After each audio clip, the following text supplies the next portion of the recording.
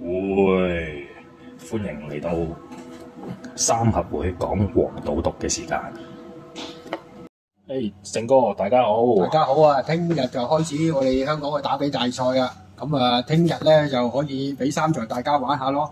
咁就第一關嘅第2場就3號嘅包裝天將就係阿莫雷拉嘅。咁你騎得呢隻包裝係嚟講，就應該鬥志上唔使懷疑噶啦。咁多咧就多翻都係呂健威嗰隊啦，就開心寶寶。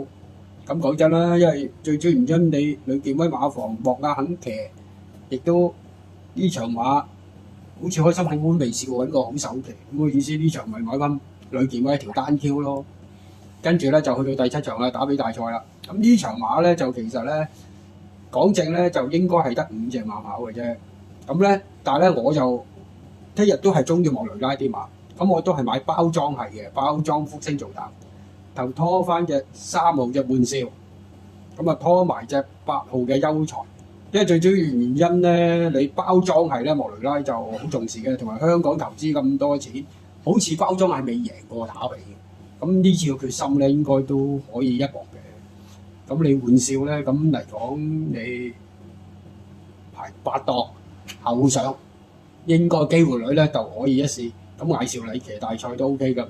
優才咧，其實呢隻馬咧我自己都好中意嘅。當日嚟諗住2000米咧，佢係最正宗嘅路程，同埋一樣嘢咧，呢隻馬咧可以跟喺前邊走，同埋有蘇美倫喺度咧，呢啲馬好啱啊蘇美倫發揮。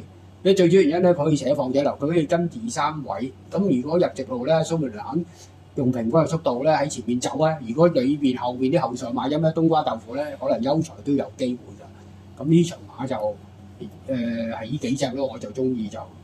咁其實邊線都係球星嘅，不過就唔俾得咁多啦。但係球星呢啲馬咧就唔能夠話鋪有嘅，所以我都會放棄咗佢。咁我都係買翻包裝福星6號，就拖翻3號嘅玩笑，就買埋8號隻優才。咁去到第8場啦，咁第8場咧就買翻賽外馬王嘅真心傳奇咯，因為莫亞肯騎翻，應該上一次佢知道點樣跑法㗎，呢隻馬留住嚟衝一段。咁咧就買翻側身買隻奇異果，咁拖埋隻莫雷拉隻巴基之勝咯意思。咁呢場馬應該係3拖2死咯，最主要原因都差唔多㗎啦。理論上就聽日希望大家喺打比大賽贏多啲，同埋機會就希望可以睇下呢場大賽啦。呢場馬係近咁多年咧個質素啊同埋排位上咧都比較平均啲，同埋今年都算有多高手喺度跑打比。好啊，咁就係咁多啦。好，咁就多謝晒大家啦。咁希望聽日大家贏多啲啦。好，多謝晒。好，拜拜。